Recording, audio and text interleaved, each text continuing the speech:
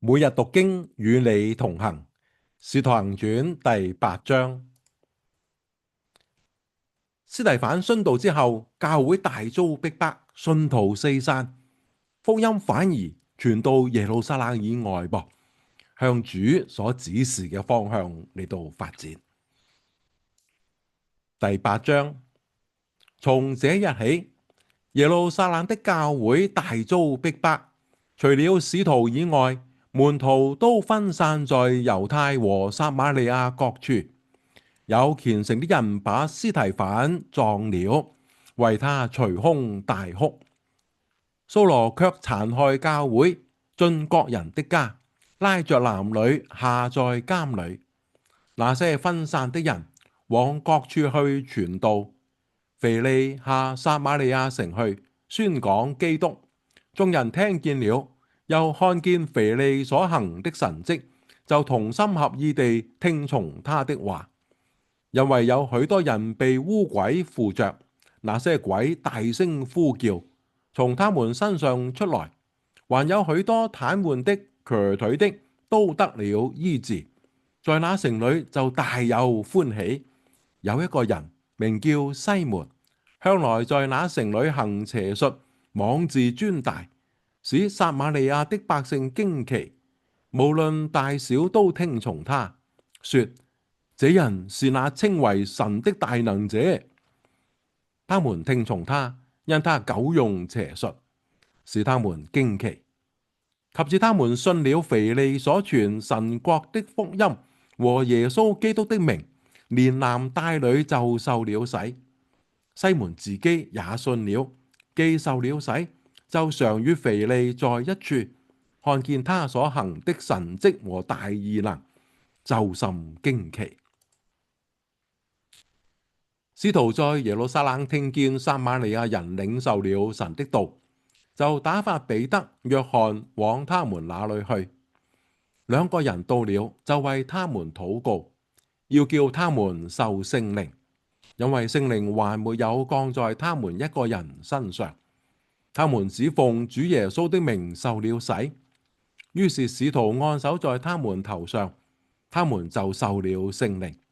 西門看見使徒按手，便有聖靈賜下，就拿錢給使徒，說：把這權柄也給我，叫我手按着誰，誰就可以受聖靈。彼得說：你和你的銀子和你一同滅亡吧，因你想神的恩賜是可以用錢買的。你在這道上無分無關，因為在神面前你的心不正。你當懊悔你這罪惡，祈求主，或者你心裏的意念可得赦免。我看出你正在苦膽之中，被罪惡捆綁。西門說：願你們為我求主，叫你們所說的沒有一樣臨到我身上。使徒既證明主道，而且傳講，就回耶路撒冷去，一路在撒瑪利亞好些村莊傳揚福音。有主的一個使者對腓利說：起來，向南走，往那從耶路撒冷下迦薩的路上去。那路是曠野。腓利就起身去了。不料有一個伊索匹亞，就是古實見以賽亞書18章1節人，是個大有權的太監，在伊索匹亞女王金大基的手下總管銀庫。他上耶路撒冷禮拜去了，現在回來，在車上坐着，念先知以賽亞的書。聖靈對腓利說：你去貼近那車走。腓利就跑到太監那裏，聽見他念先知以賽亞的書，便問他說：你所念的，你明白嗎？他說：沒有人指教我，怎能明白呢？於是請腓利上車，與他同坐。他所念的那段經說：他像羊被牽到宰殺之地，又像羊羔在剪毛的人手下無聲，他也是這樣不開口。他卑微的時候，人不按公義審判他，誰能述說他的世代？因為他的生命從地上奪去。太監對腓利說：請問先知說這話是指着誰？是指着自己呢？是指着別人呢？腓利就開口從這經上起，對他傳講耶穌。二人正往前行，到了有水的地方。太監說：看啊，這裏有水，我受洗有什麼妨礙呢？有古卷家37節，腓利說：你若是一心相信就可以。他回答說：我信耶穌基督是神的兒子。於是吩咐車站住，腓利和太監二人同下水裏去。腓利就給他施洗，從水裏上來，主的靈把腓利提了去，太監也不再見他了，就歡歡喜喜地走路。後來有人在亞索都遇見腓利，他走遍那地方，在各城宣傳福音，直到該撒利亞。經文讀畢。猶太人本來同撒瑪利亞人呢係冇來往噶，但係逼迫使到教會突破咗傳統嘅阻隔。